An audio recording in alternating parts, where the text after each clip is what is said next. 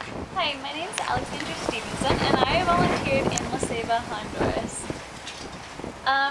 I was here from April 25th to May 15th and I volunteered at the clinic and at the hospital. My local ABV coordinator was excellent. I lived with Raphael, the local coordinator, and I always felt really supported. I never had any issues, but I'm sure if I would have had to contact ABV in the US, they would have been really helpful and resolved things quickly. The most surprising thing I experienced was how beautiful and safe feeling this country is. Before coming, I prepared myself to live in a lot lower standards than I was used to, but Raphael's home was very nice and modern, and despite safety warnings currently in effect from the Canadian government, I felt very safe and at home here. At the clinic and the hospital, I learned a lot. I learned a lot of physical skills, things like just simple things like taking blood pressure, weighing people, and then bigger things like taking out stitches and putting in catheters. But I think the biggest thing I learned that's really going to impact me the most is how to work with other people, different people from different cultures, and even people who speak different languages. When I came here, I wasn't really that great with Spanish. I had enough to communicate a little, but it was really a learning experience to work with other people that had such different backgrounds.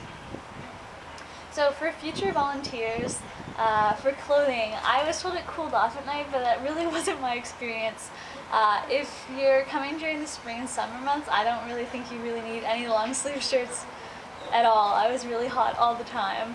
As for donations, make sure you bring whatever you're going to need to use, especially things like gloves, masks, your stethoscope, blood pressure cuffs, and then enough to donate as well. So when you leave, we help us things here.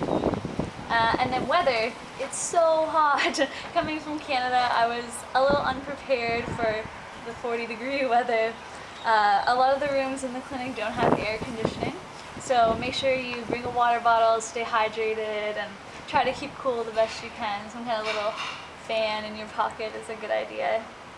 Another thing that's important to know is just make sure you advocate for yourself at your placement, or you won't end up doing as much as you might want to and might have heard other people saying they did. Offer to help always. Even if you're just sitting there and nothing seems to be going on, talk to the nurses, the doctors, and see if there's anything you can help with. And if there's not in that area, go check out somewhere else. There's always going to be someone who needs your help. It's a busy area. Also, make sure you're outgoing. As I said, there's a lot of nurses and doctors around, and they're all very friendly. They can be a great resource, telling you how to do new things and letting you know what needs to be done in the clinic. So make sure you talk to them and all the hospital staff. And another thing is just take advantage of being in this beautiful country. There are so many incredible things to do here, weekend trips, even just afternoon trips.